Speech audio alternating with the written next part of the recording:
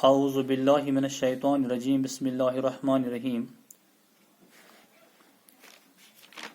السلام علیکم ورحمۃ اللہ وبرکاتہ.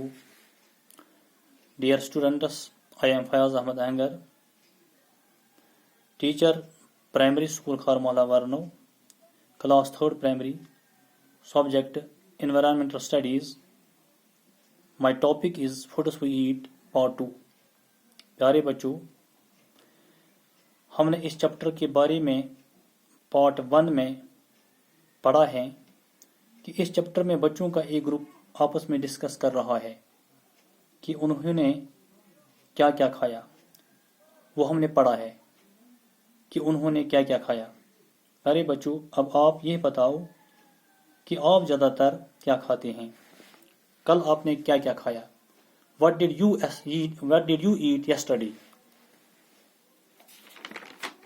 پیارے بچوں، ہم وہ کھانا کھاتے ہیں جو عموماً یہاں بنتا ہے. مثلا ہم دال کھاتے ہیں، چاول کھاتے ہیں، سبزی کھاتے ہیں، گوشت کھاتے ہیں، انڈے کھاتے ہیں، دودھ کھاتے ہیں، وغیرہ وغیرہ. جیسا کہ اوپر جو یہ پلیٹ دیا گیا ہے اس میں لکھا ہوا ہے، پلیٹ کی طرف غور سے دیکھو. Dal, rice, vegetable, meat, eggs, ملک.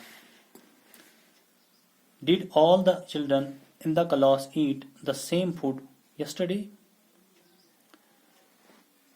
اب یہاں یہ کوشچن ہے کہ کیا کل کلاس کے تمام بچوں نے ایک ہی قسم کا کھانا کھایا؟ کیونکہ اگر ایک ہی قسم کا کھانا کھایا تو کیوں؟ اگر مختلف قسم کا کھانا کھایا تو کیوں؟ اس کا بھی وجہ بتاؤ. چونکہ ہم نے یہاں دیکھا کہ مختلف بچوں نے مختلف قسم کا کھانا کھایا، کیونکہ یہ ان کی پسند پر ڈیپینڈ کرتا ہے. کوئی بچہ دال اور چاول پسند کرتا ہے، کوئی بچہ مرغا اور چاول پسند کرتا ہے، کوئی بچہ مچھلی اور چاول پسند کرتا ہے، کوئی بچہ گوشت اور چاول پسند کرتا ہے، تو کوئی بچہ دودھ اور چاول پسند کرتا ہے. اس لیے ہم یہ کہہ سکتے ہیں کہ مختلف بچے مختلف قسم کا کھانا پسند کرتے ہیں. ہر ایک بچے کا فیوریٹ فوڈ الگ الگ ہوتا ہے.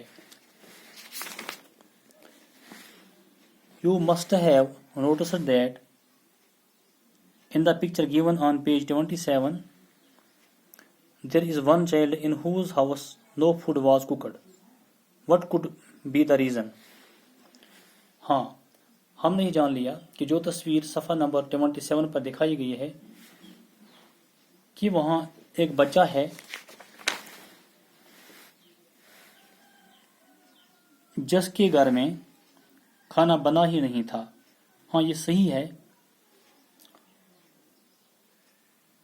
کہ ایسا کئی بار ہمارے ساتھ بھی ہوتا ہے کہ جب ہماری ممی بیمار پڑ جاتی ہے تو ہمارے گھر میں بھی کھانا نہیں بنتا ہے.